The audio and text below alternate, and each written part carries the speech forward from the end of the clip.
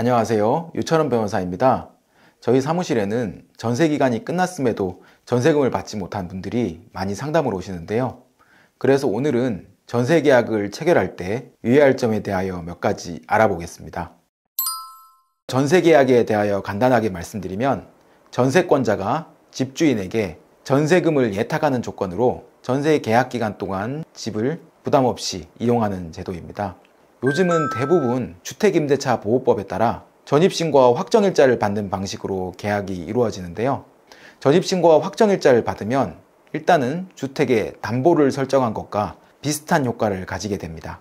보통 전입신고와 확정일자는 세트로 이루어지는 경우가 많은데요. 이 경우 특별히 문제될 여지는 없습니다. 다만 전세계약을 체결할 때 특별히 문제가 되는 것은 소유권자가 누구인지 제대로 알아보지 않고 전세계약을 체결하거나 주택의 매매가를 제대로 알아보지 않고 계약해서 주택의 매매가보다 높은 가격으로 전세를 설정하는 경우, 다세대 주택이 아닌 다가구 주택에 전세계약을 체결하는 데서 발생합니다.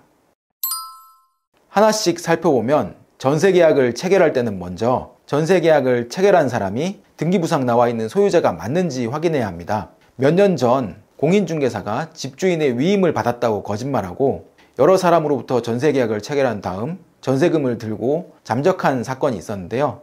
물론 모든 대리계약이 문제가 있지는 않겠지만 위험을 조금이라도 줄이기 위해서는 등기부상 나와 있는 소유자가 맞는지 신분증을 통해 확인하고, 만약 대리계약을 체결하는 경우라면 인감증명서 등이 포함된 최근 작성된 위임장이 있는지 확인하는 것이 중요합니다. 그 다음으로 전세로 들어갈 주택의 매매 시세를 파악하는 것이 중요합니다.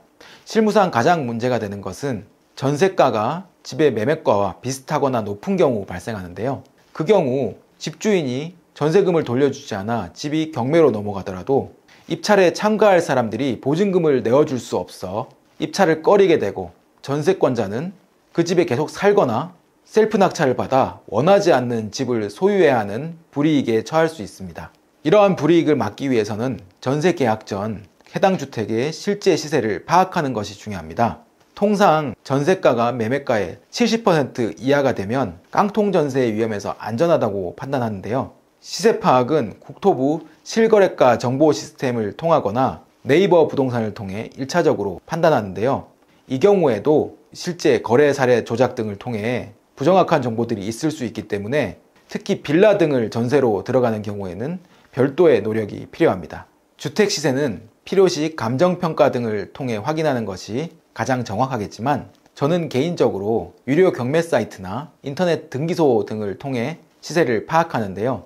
유료 경매 사이트는 지지옥션을 이용합니다. 거기에 들어가면 해당 부동산 및 인근 부동산에 경매가 있었던 경우 감정가와 낙찰가를 확인할 수 있습니다. 그 가격을 확인하면 실제 해당 부동산의 가격이 얼마인지 대략 추론이 가능하고요. 더 자료가 필요한 경우 인터넷 등기소에 들어가서 확인하는데요. 해당 부동산 및 인근 부동산의 지번을 하나하나 입력하다 보면 거래 사례가 있는 부동산의 경우 거래 사례가 있다는 것이 확인됩니다.